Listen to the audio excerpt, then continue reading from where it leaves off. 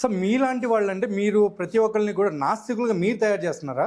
లేకపోతే నాస్తికులుగా ఉన్న వాళ్ళని మీలో కలుపుకొని పోతున్నారా? యాక్చువల్లీ నాస్తికులని ఒకరు తయారు చేయటం ఉండదు. హ్మ్. పుట్టుకతో ప్రతి వ్యక్తి నాస్తికుడే. హ్మ్. బై బర్త్ అతనికి నామాలు పెట్టుకోనో, సిలువ వేసుకోనో, లేకపోతే టోపీ పెట్టుకోనో, అల్లాహు అక్బర్ అని బయటికి రారు. హ్మ్. మామూలుగానే వస్తారు. వాళ్ళ తల్లిదండ్రులు ఏ దైవము, ఏ మతము, ఏ నమ్మకాలతో అయితే ఉంటారో వాళ్ళ పెంపకంలో పెరిగిన పిల్లలు పెరుగుతూ పెరుగుతూ అమ్మా నాన్న చెప్పినట్టుగా జేజా అనో, అల్లా అనో, జీసస్ అనో వీళ్ళు ఉగ్గుపాలతో నూరిపోస్తే వాళ్ళు భక్తులు అవుతున్నారు. హ్మ్.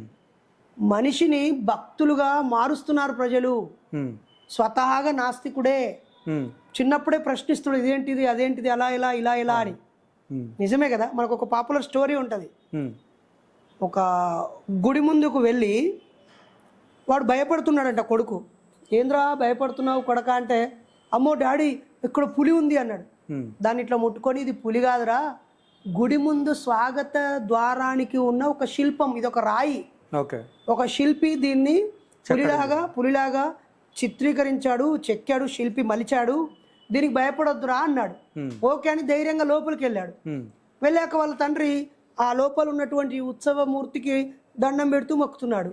అబ్బాయి మొక్కట్లేదు. ఏంట్రా మొక్కట్లేదు, మొక్కురా అంటే, బయట ఉన్నది శిల్పమే కదా, ఇక్కడ కూడా నాకు శిల్పమే, రాయే కనిపిస్తుంది, మరి దాన్ని మొక్కుమంటున్నావేంది, అక్కడ భయపడితే వద్దన్నావు, అది ప్రాణం లేనిది ఉట్టిదే అన్నావు, దాంతో మనకు హాని లేదన్నావు, మరి ఇదేమో దీనికి కూడా ప్రాణం లేదు కదా అన్నాడు.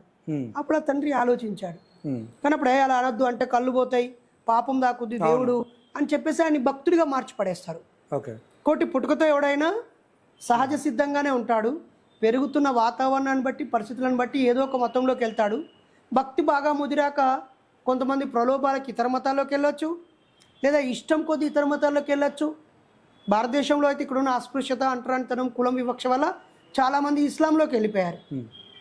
చాలామంది క్రైస్తవం, బ్రిటిష్ వాళ్ళు వచ్చాక క్రైస్తవంలోకి వెళ్ళిపోయారు. మరి క్రైస్తవ దేశాలలో ఉన్న వాళ్ళు ఎటు వెళ్ళిపోయారు? క్రైస్తవ దేశాలలో ఇప్పుడు భారతీయ ప్రజలైతేనేమో ఇతర మత మార్పిడి అయ్యింది.